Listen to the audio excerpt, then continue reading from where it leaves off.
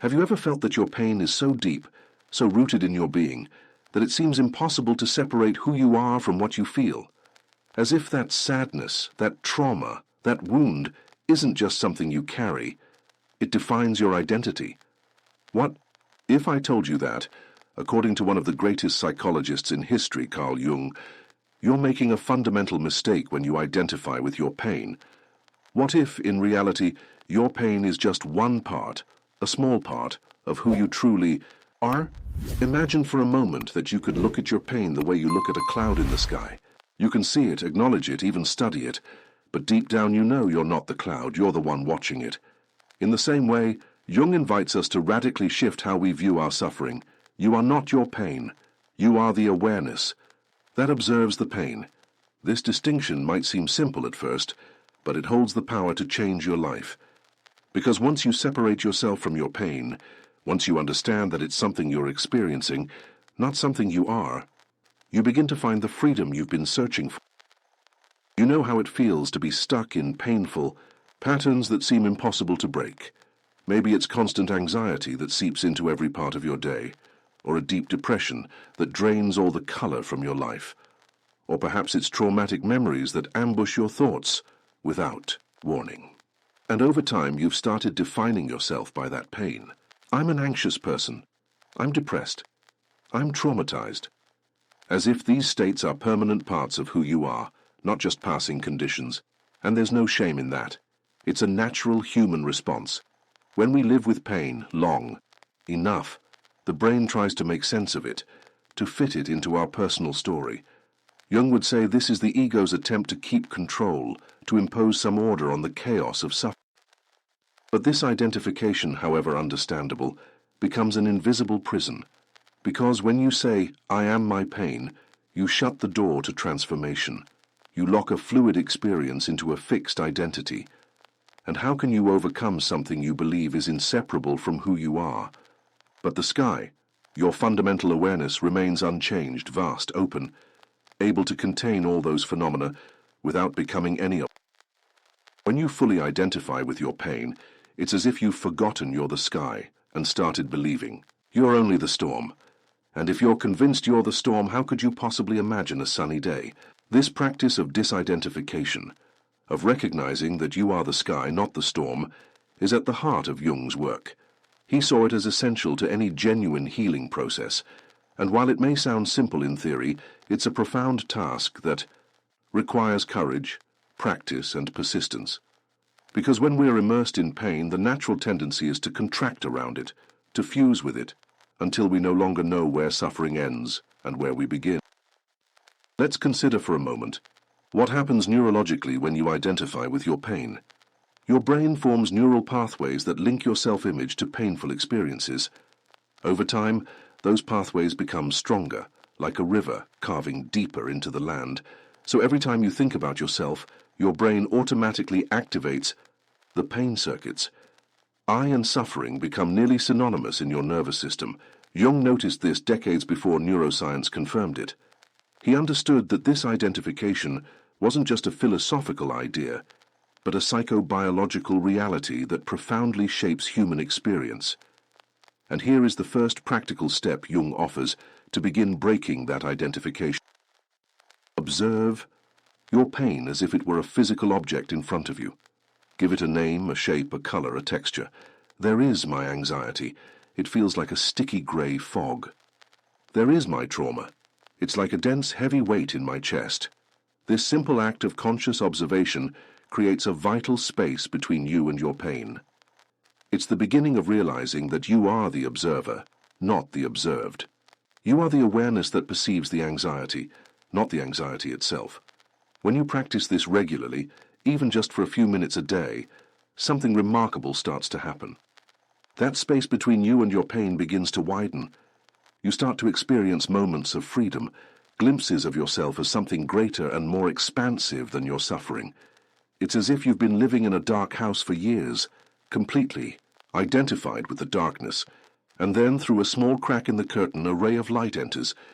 That single ray reveals a profound truth. The darkness exists within the house, but the house is not the darkness. In the same way, pain exists within your experience, but your experience is not pain. Our wounds, when consciously approached, can become gateways to a deeper understanding of ourselves. Think for a moment about the people you most admire, those who seem to radiate uncommon authenticity and integrity. If you look closely, you'll almost always find that they've been through deep suffering, and more importantly, they found a way not to be defined or limited by it. It's not that they didn't experience pain. It's that they learned to relate to it in a transformative way.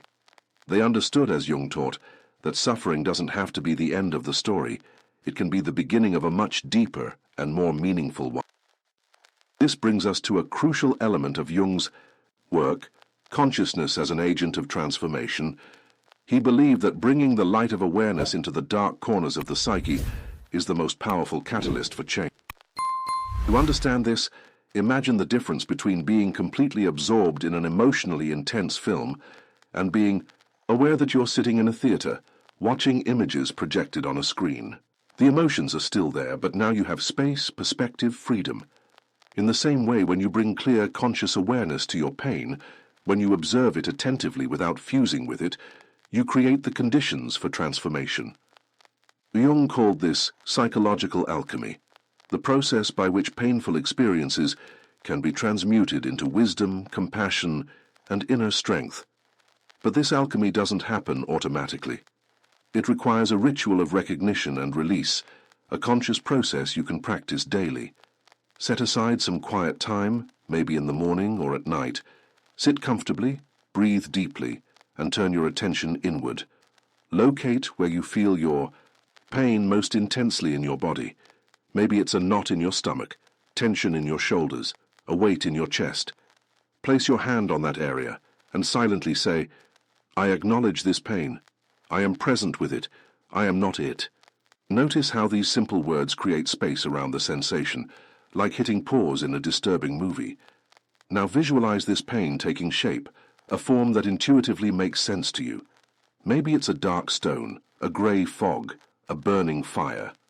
Realize that however real it feels, this form exists within the space of your awareness, and that space is larger, much larger, than anything inside it. As you hold this image, allow yourself to feel compassion for the part of you that suffers, not from a place of identification, but from a larger presence that can hold and embrace that suffering. This is the beginning of the freedom Jung spoke of, not the absence of pain, but a new relationship with it. And here we arrive at one of Jung's deepest teachings, the search for meaning as a path to transforming pain. Jung observed that human beings can endure almost any how if they have a why. When we find meaning in our suffering, our relationship with it changes fundamentally. This doesn't mean inventing shallow, comforting explanations for your pain. It's not about saying, "Everything happens for a reason," or "God never gives us more than we can handle." Jung was after a deeper, more authentic, more personally discovered kind of meaning. To access this kind of meaning, ask yourself, how has this pain, as difficult as it is, helped me grow? What has it taught me about my humanity? How has it deepened my connection with others? What parts of me have awakened because of this suffering? Jung noticed that people who could discover genuine meaning in their suffering almost always developed a depth, a wisdom, and a compassion they couldn't have gained otherwise. Not that suffering is necessary for growth. Jung never glorified pain, but once it's present, it can become a powerful catalyst for extraordinary development. Think of the metaphor of the hero which Jung often used.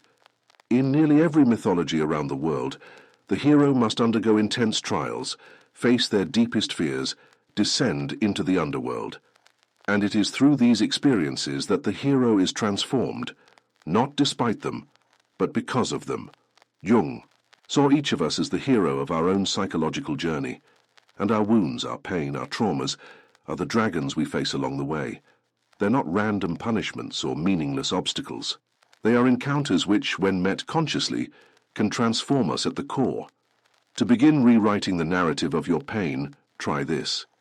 Tell the story of your suffering not as a passive victim, but as the protagonist of a journey of transformation. This isn't the story of how anxiety broke me. It's the story of how, through anxiety, I discovered a strength I never knew I had. By rewriting your story in this way, you're not denying the reality of your suffering. You're reclaiming your active role in the story. You're not just someone things happen to. You're someone who responds, who grows, who finds meaning, who transforms. This work of reframing is not just a mental exercise, it literally reshapes your neurobiology. Recent studies on neuroplasticity show that when we change the narrative we tell about our experiences, we alter the neural circuits linked to them. A new story literally creates a new brain.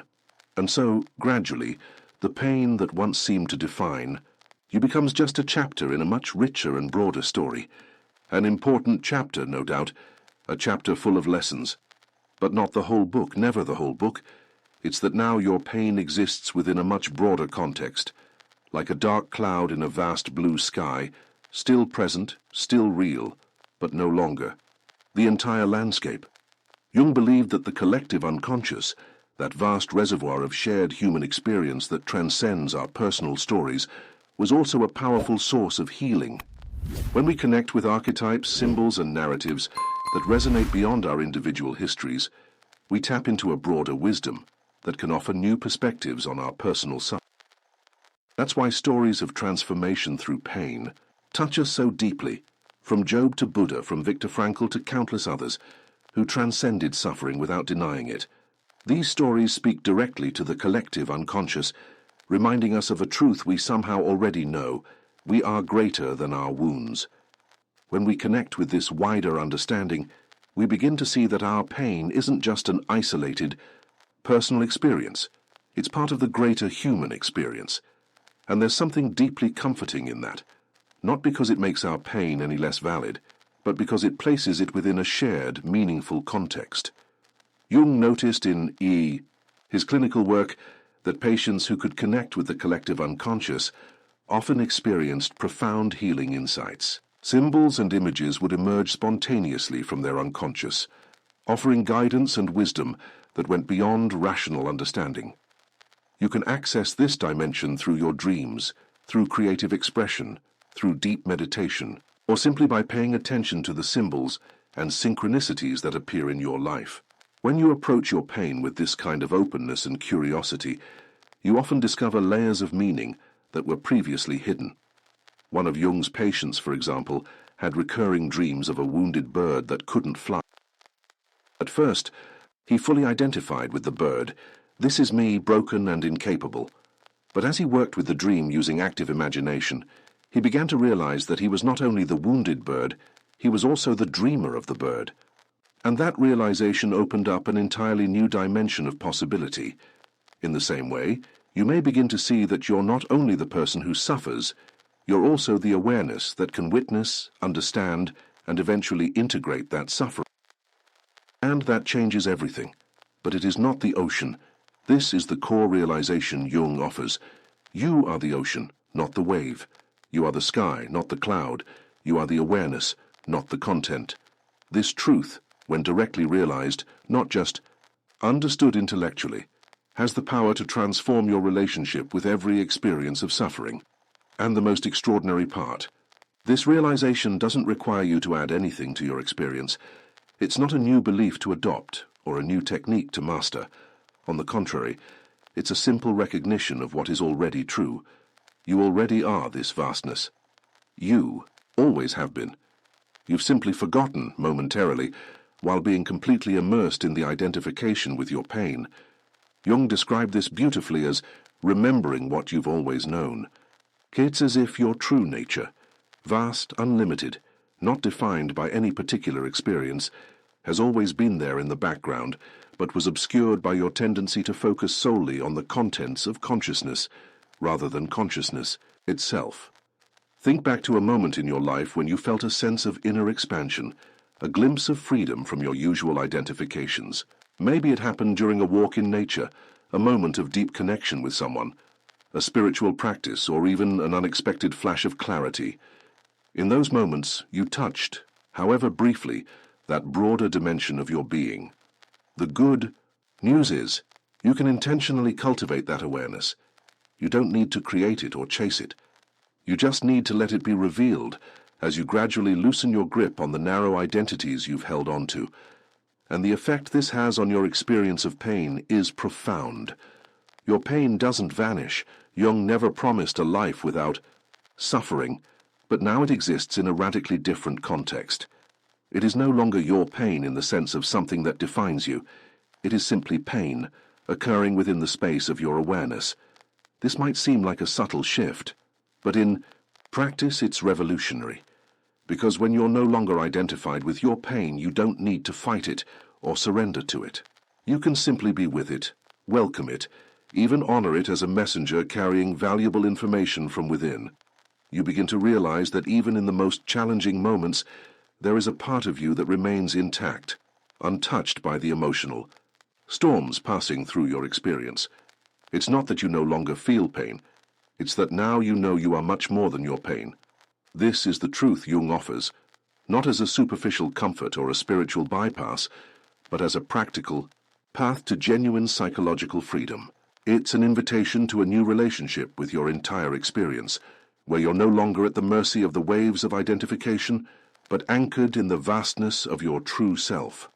Today, I invite you to make a commitment, not to a complicated practice or a strict discipline, but to a simple remembrance, especially in the moments when your pain feels most intense, most defining. Remember, this experience is real. It matters. It deserves to be honored and held. But it is not who I am. I am the awareness witnessing this experience. I am vast. I am free. I am more than any temporary state passing through my field of perception. This remembrance, practiced consistently, has the power to transform your life, not by eliminating your pain, but by fundamentally changing your relationship to it, not by denying your wounds, but by freeing them from the weight of identification. As Jung so profoundly said, "I am not what happened to me. I am what I choose to become." That single sentence holds the essence of his message. Your pain happened. It is part of your story, part of your journey. But it is not you. It never was. And when you begin to live from that understanding, everything changes. You start to realize that even in your hardest times, there's a part of you that remains unshaken, not because you're avoiding the pain, but because you're anchored in something deeper. You don't stop feeling. You stop being defined by what you feel. This is the truth Jung offers, not as an abstract philosophy, but as a lived, practical invitation to reclaim your wholeness, to stop living at the mercy of your emotional storms, and start remembering you are the sky, not the weather.